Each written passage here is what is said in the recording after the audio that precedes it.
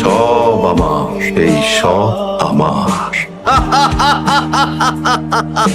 উকিল সাহেব, আমার সমস্ত স্থাবর অস্থাবর সম্পত্তির পাওয়ার অফ অ্যাটর্নির পেপারস আপনি জাকিরের নামে তৈরি করুন। ওকে স্যার, এসব কথা এখন থাক না, কিছু হবে না বন্ধু, তুই সুস্থ হয়ে যাবি। সান্ত্বনা দিচ্ছিস? আমি তো জানি আমার কি অবস্থা। তুই ছাড়া আমার কি আছে বল? সব তো তোকেই বুঝে নিতে হবে। না, তা ঠিক আছে, ওটা কোনো সমস্যা না, কিন্তু সমস্যা হচ্ছে ভাবি তোর জীবন সঙ্গী, সবাইকে দিয়েও লাভ নেই। তোর কিছু একটা হয়ে গেলে আমি তো ঠিকই বিয়ে করে সংসার শুরু করে দেব। তখন না থাকবে বাড়ির বউ, না থাকবে বংশের নাম আর সম্পত্তি। সমস্ত পেপার রেডি করে আগামীকাল নিয়ে আসি। ঠিক আছে। অবস্থা ভালো না, দুদিন হলো বাসায় যাবো, বাসায় গিয়ে একটু রেস্ট করে সকালে চলে আসবে। চলুন। আমি তো ওই বাড়িতে এসেছি শুধুমাত্র ওর জন্য। আমি ওকে ছাড়া ওই বাড়িতে যাব না। এখানে বসে পর্দা দেয়াল পাহারা দিয়ে তো লাভ নেই, বাড়ি গিয়ে ওর জন্য একটু দোয়া করবো, এটাই এখন জরুরি।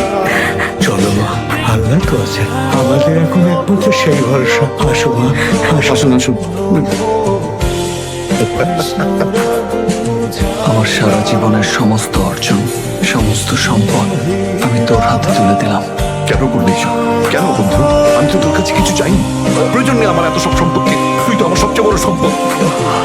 আর আমার জীবনের সবচেয়ে বড় সম্পদ তুই। কথা বললে যন্ত্রণা বাড়বে, তুই একটু শান্তিতে ঘুমা।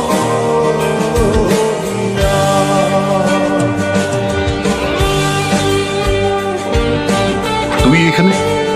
তোর সঙ্গে মিটিং আছে। সরি বন্ধু, আজ কোনো মিটিং ফিটিং হবে না। আজ আমি প্রচন্ড টায়ার্ড, অনেক বছরের শ্রম আর সাধনার ধন আমার হাতের মুঠোয়, আজ একটু রেস্ট নেওয়ার প্রয়োজন। তুই জানিস, বছরের পর বছর আমি তোর পেছনে লেগেছিলাম, ছায়ার মতো। তোর স্থাবর অস্থাবর সব সম্পত্তি আমার নামে করে নেওয়ার জন্য।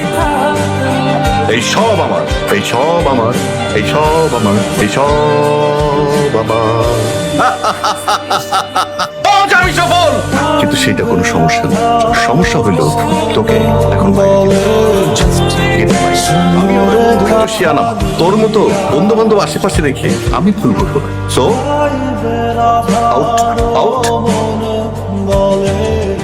সম্পত্তি বুঝে নিয়েছিস, কিন্তু কাগজপত্র ঠিকঠাক আছে কিনা একবার চেক করে দেখ।